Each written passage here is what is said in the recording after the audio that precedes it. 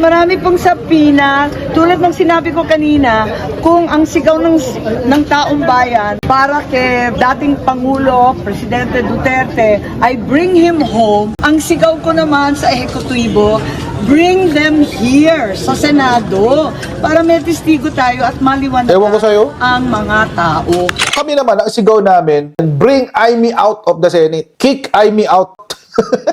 Si Amy Marcos is now playing that game na I have nothing to lose. So, might as well. Ganun ngayon yung mindset ni Amy Marcos. Which now brings us to our topic ni E.S. Bersamin na inutusan ng Pangulo na hindi umattend ang miyembro ng gabinete sa kanyang hearing. At nakita ho natin na, ay, wala talagang tao.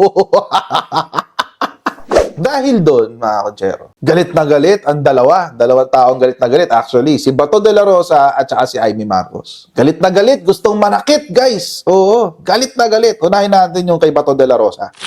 What we have right now in front of us are empty chairs. Itong ginawa ng mga opisyalis from the executive branch of government is a total snub. Ito'y tahasang pagbaliwala sa doktrina ng checks and balances ng ating gobyerno. Ayaw na mag-attend ng hearing, ibig sabihin, ayaw na nilang magpapacheck sa atin na co-equal branch of government. I think we are now on the verge of a constitutional crisis kapag Constitutional tuluyan crisis. nilang i-snub yung ating imbitasyon. Wala na mangyari. Wala na respetuhan ito sa isang kapwa co-equal branch of government. So, Madam Chair, I would like to move that we issue subpoena Yun, pinasampino. to these government officials to require their presence in the next hearing. Kung meron ka pang gaganaping hearing, dapat masabpina ito sila para magkaalaman. Klaruhin natin ito. Enter niya, walang tao. Na isang beses, nagre-reklamo si Amy. Sobrang dami nga nila eh. Ganyan-ganyan, ganyan-ganyan. Nagpabukas pa ako ng isa pang kwarto. Ganyan-ganyan, ganyan-ganyan. Sobrang dami nga nila. Nagdagdag pa kami pagkain. Kinuna kami pagkain. O, may ganun pa siya reklamo nung nakaraan, di ba? Tapos ngayon nagre-reklamo siya, walang tao. O, yun yung kay Bato de la Rosa. Iano ko lang kay Bato de la Rosa. Total naman, mahilig kang bumati ko, Senator Bato. Hindi kaya napaka-self-serving ng gusto mo mangyari dyan sa Senate? Ang hilig nito, mga kutsero, si Bato de la Rosa, mahilig siya sa mga hearing na papabor lang sa kanya. For example, nung nagpa-hearing siya sa war on drugs, hindi siya nag-inhibit, kahit siya yung PNP chief, at siya yung bibigyan ng warrant of arrest ng ICC. Para saan ba itong hearing na to? Tungkol to sa mga naisuhan ng warrant of arrest ng ICC. Ay, tako lang to para lang malaman ng taong bayan, malaman ng sambayan ng Pilipino kung gaano kaipokrito at kung gaano kawalang kwenta ang mga kandidato sa ilalim ng PDP. At kung ihahalal pa rin sila, kung sila ay malalagay sa pwesto, magpapatuloy lang tong circus ng Senado ng susunod na 6 na taon. Dalawa lang ho yan, mga kutsero. Kung maghahalal kayo ng isang senador na naka-align sa Duterte, yan ho ay mga walang utak na nilalang na ilalagay nyo sa Senado at kontrolado lang sila ni Rodrigo Duterte. Naglagay lang kayo ng sundalo ni Duterte sa loob ng Senado. Nung panahon na nag-issue si Rodrigo Duterte ng memo na wag umattend ang mga miyembro ng gabinete sa issue ng Parmali na kung saan ngayon ay may kaso ang nagngangalang Duque ng graft and corruption, tahimik silang lahat. Nakarinig ba kayo ng reklamo kay Amy? Nakarinig ba kayo ng reklamo kay Bato? Nakarinig ba kayo ng reklamo kay Bongo? Wala. Ang sabi lang nila, okay lang yan, okay lang yan. Nangulit pa ba si Richard Gordon? Hindi na. Alam niyo kung bakit? Kasi naiintindihan niya yung konsepto ng executive privilege. Hindi lang yan. Pero ito, pakinggan natin si Amy Marcos. Yes, marami pong sabina. Tulad ng sinabi ko kanina, kung ang sigaw ng taong bayan para kay dating Pangulo, Presidente Duterte, ay bring him home. Walang taong bayan na nagaganap dito, Amy Marcos. According to sa survey ng SWS, 51% ng mga Pilipino ay gusto siyang nakapiit doon sa dahig. Kami naman, ang sigaw namin, bring Amy out of the Senate. Kick Amy out. Yung sasabi ko, mga kutsero, na baliktad eh. Sa mga Duterte, nung sila ay sa palagay nila, inaaway sila ng Marcos, ang epekto sa kanila, nagsama-sama sila, which is the normal reaction, mga kutsero, ng isang pamilya. Normal yun. Kay Amy, iba ang epekto. Nung inatake si Duterte, lalo siya dumikit kay Duterte. Pamilya ka ba? Antipaklon to.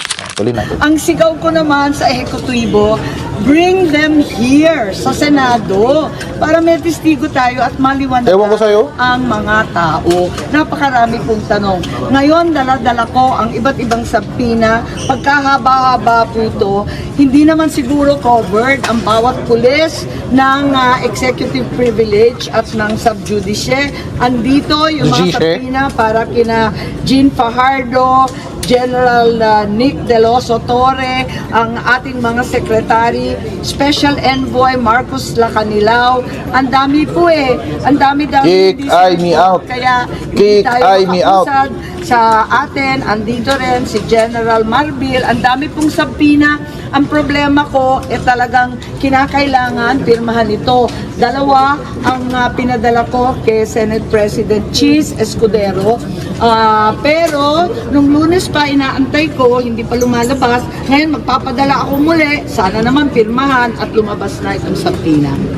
So, gusto niyang ipasumpina yung CAMSEC. Yung mga umaten nung unang hearing. Pinupuwersa pala niya ang paatinin. Hindi pala gusto. Pinupuwersa. Anong sinagot ni Yusek Claire? Kaya galit na galit mga DDS sa'yo ngayon, Yusek eh.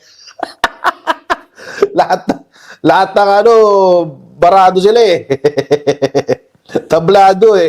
Anyway, ito yung sagot ng ating administrasyon.